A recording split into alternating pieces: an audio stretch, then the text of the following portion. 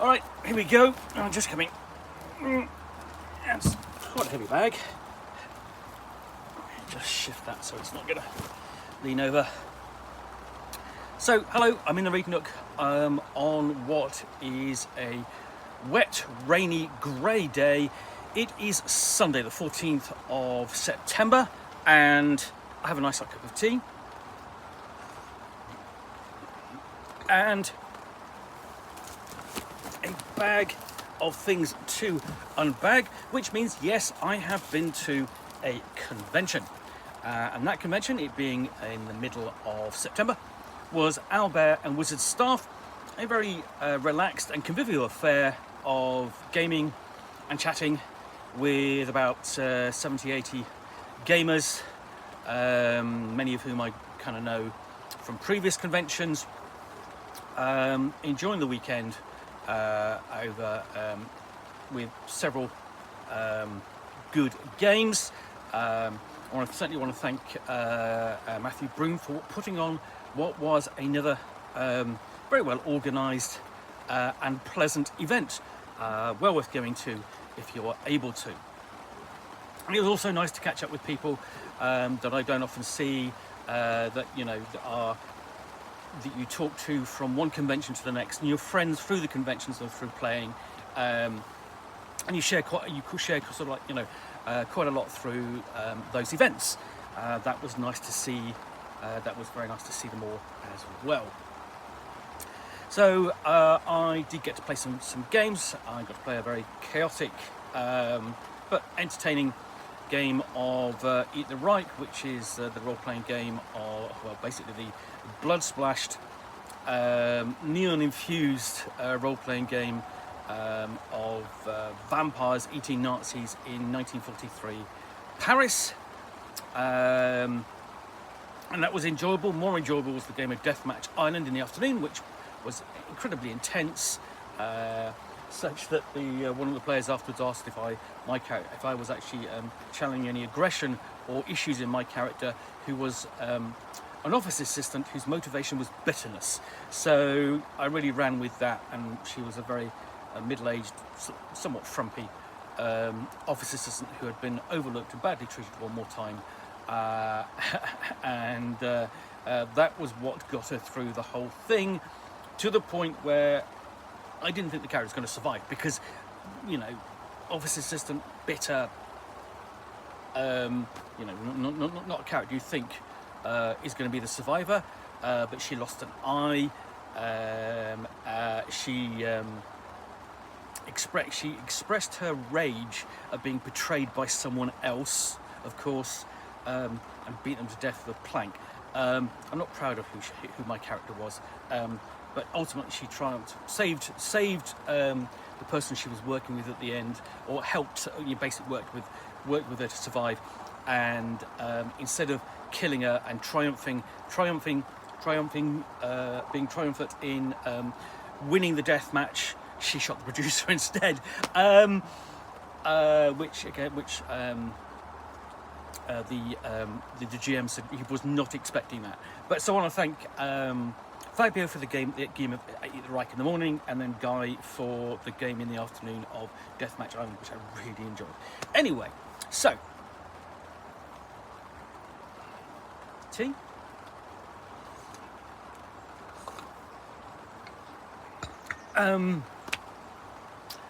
I have a bag of stuff that I brought back, so I'm going to do an unbagging. I'm going to start off with the stuff that I actually purchased, because it's kind of two batches, one is bigger than the other. There was only one retailer there, all rolled up. Didn't have the full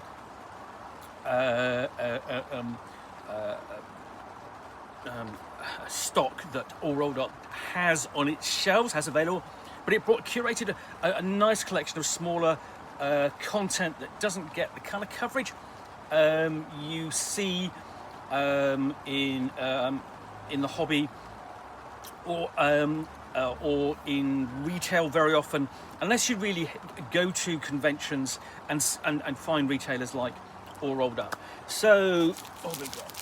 Well, some of these you can track, because essentially the publishers do have a web presence, but it's also the fact nice that you can go along and see these items and in person browse and make your purchase.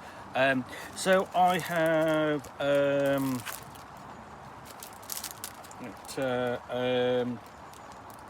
this, which is a reverse dungeon crawl for Mert Borge from Loot the Room. The Thing from the Swamp, which is again we Loot the Room, but from Mert Borge again. And essentially picking these little things up because you know, I always like slotting them in amongst the bigger reviews, giving them some coverage. Wonder Wait's Ultra Cosmic Hypertellurian design. This is a fanzine for Hypertellurians, which is Motrokosh's Machinations role-playing game of cosmic adventure and investigation and horror.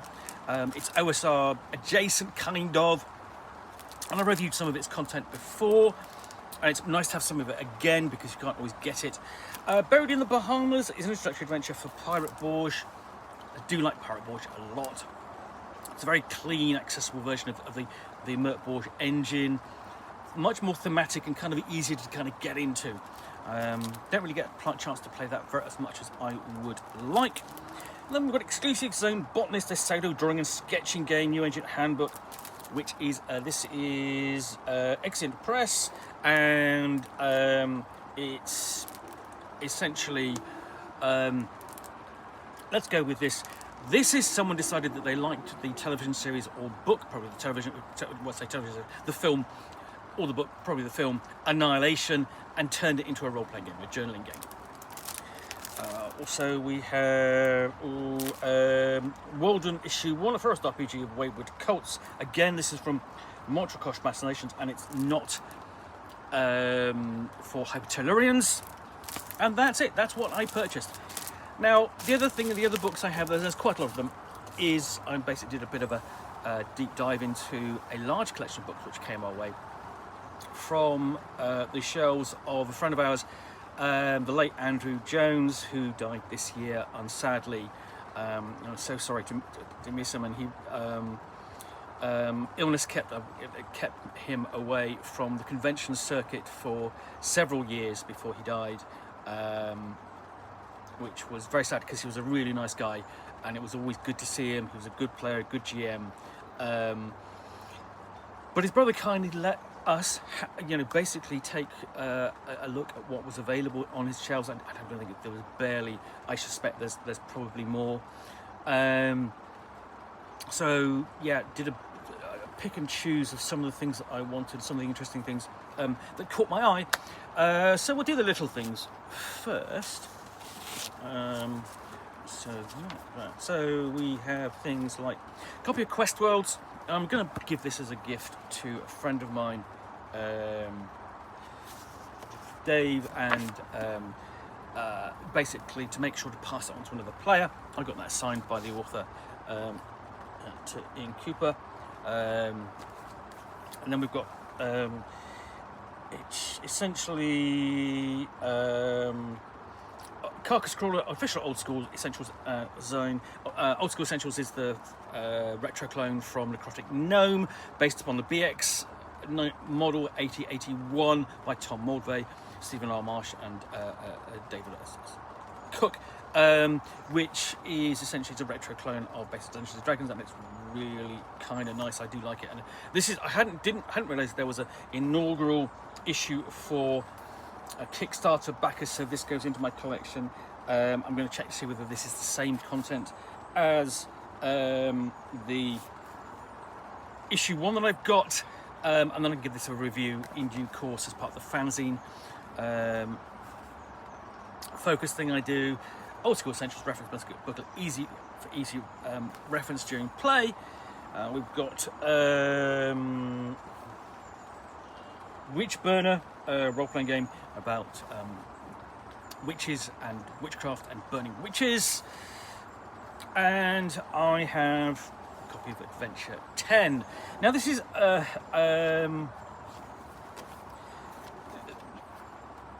in the collection was quite a long selection of titles for Lamentations of the Flame Princess. I do like some of the content in the books they do, and this is something that I worked on, and I don't even know whether I've actually got a copy. I can't remember, but it's nice to have. And it has been reprinted in one of the anthologies since, but it was put out sort of like very kind of almost very secretively by Lamentations of the Flame Princess and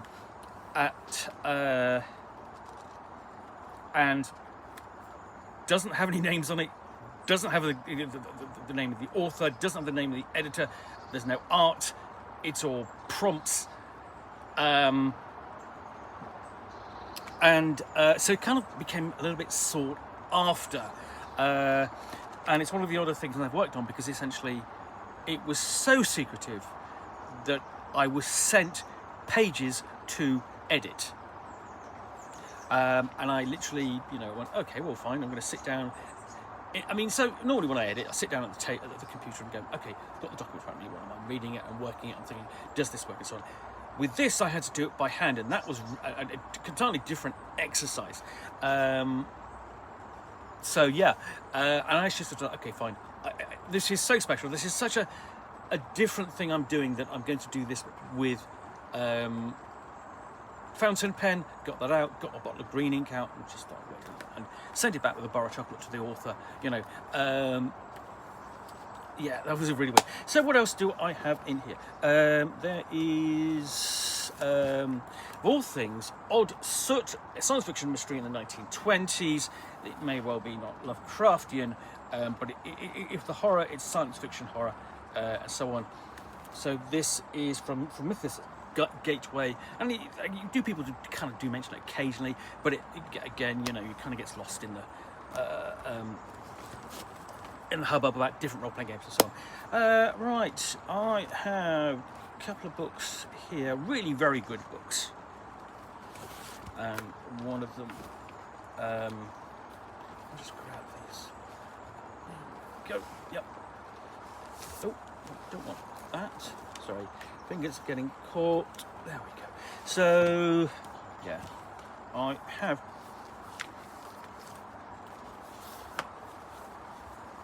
this Prince Valiant is Greg Stafford's other Arthurian role-playing game.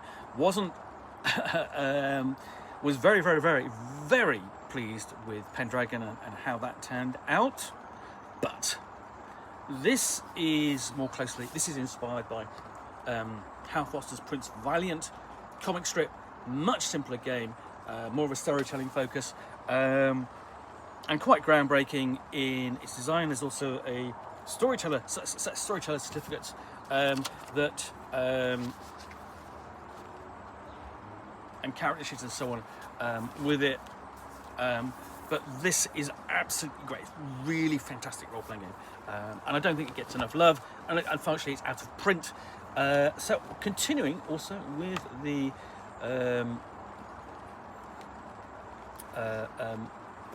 Arthurian bent, I have a very slim version of Pendragon here, much slimmer than you're used to see.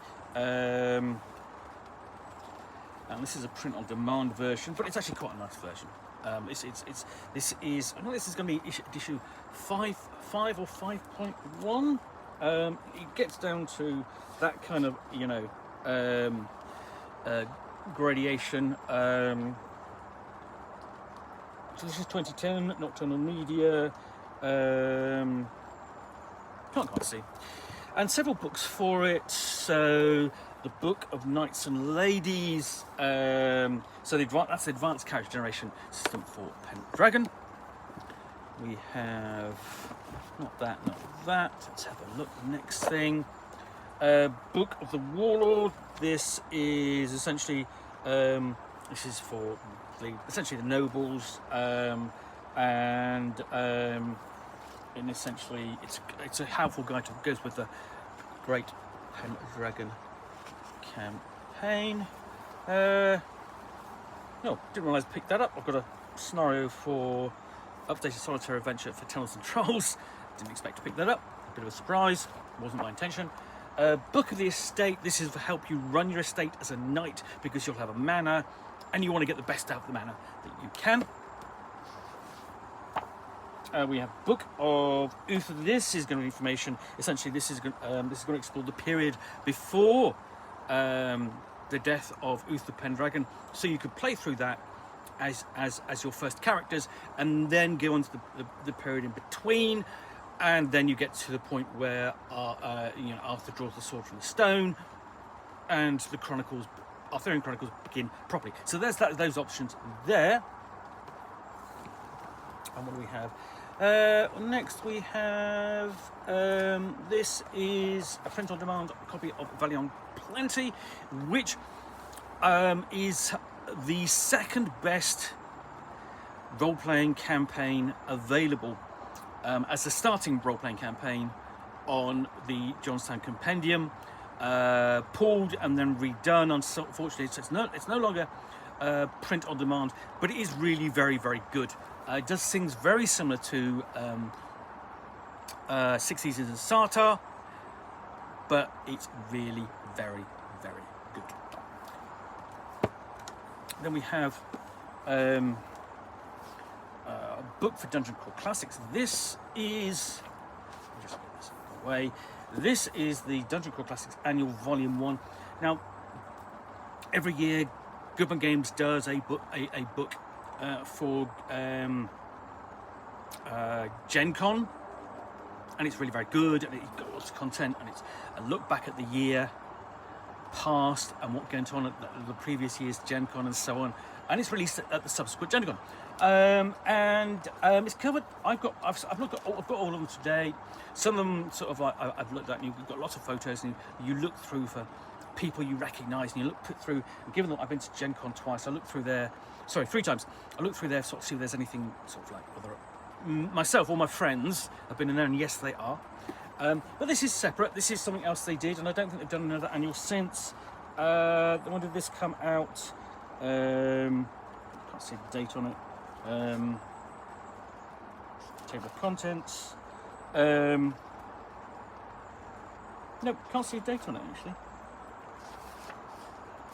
But it's got lots of content for Dungeon Crawl Classics. And Dungeon Crawl Classics is a really popular old school Renaissance style role-playing game. I do like it very much.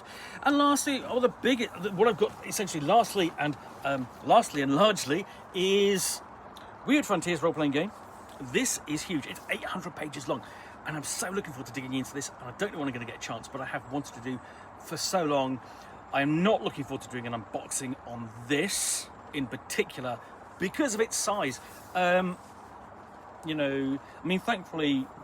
the big section in here, that's going to be mostly spells as per the Dungeon Crawl Classics format, but it really is what you want in basically a Wild West horror game, inspired essentially by the works of H.P. Lovecraft, because with the role-playing games, with Wild West role-playing games, you tend to either get them with like the historical, like the one I looked at recently, which is Tales from the Old West, which I absolutely adored, or you get the classic like Deadlands, which is of course Wild West and essentially horror of various kinds, not necessarily Lovecraftian. This does Wild West and Lovecraftian. And so glad to have this to hand, and then be able to do look at other things for it in the future once I've actually done an unboxing, done a full review of it, and so on. I will get there, I promise you. Anyway, lots of things to look at and unbox in due course over the course of the coming winter. Weather permitting, it's a little bit easier with my setup at the moment, because even though there's a hole in the roof, I have got an ordered canopy which I can set up over there over the hole and give myself some cover in the front. So it's raining right now, but it's quite dry underneath here. I've got a visitor with Snowy on her. Just there she is. That's Snowy. That is Herc's mother when he comes popping by. And she's looking for a bit of company and food, more food I suspect. So yes, when the weather is sort of like decent enough, I will get out and do some more unboxing. My partner would like me to get through some of those things in the living room, but it does take a bit of time, and then of course I want to write about them as well. But okay, that's in the future. Right now, I'm going to pack this up. And my last words for this unbagging, at least, is thanks for watching. Hope you enjoyed the unboxing, the unbagging in the Nook, and I will be back again very soon with an unboxing in the Nook rather than unbagging, because I don't have another convention to go to until next month, which will be Concrete Cow. And what was I going to say? But if you do want to watch more videos from me, typically unboxing videos, then where you'll see me out here with a box rather than a bag, from which I will unbox a role-playing book, supplement, or scenario, and talk about it to the best extent of my knowledge for roughly 10 minutes or so, accompanied, without doubt, by a nice hot cup of tea, and in this instance, possibly if I'm lucky, by a cat. Then please do click on the subscribe button down below. Thanks again for watching another unbagging in the Nook. I will be back again soon with another one. I will be back soon very soon with an unboxing in the Nook. And lastly, I do want to thank you for watching. I do want to thank Matthew Breen for the great event, Owlbear and Wizard staff, and both my GMs again, and the players involved in both games. We had a lot of fun, and I hope we get a chance to do it again very soon. Bye for now, and hopefully you'll be watching something from me very soon. Bye.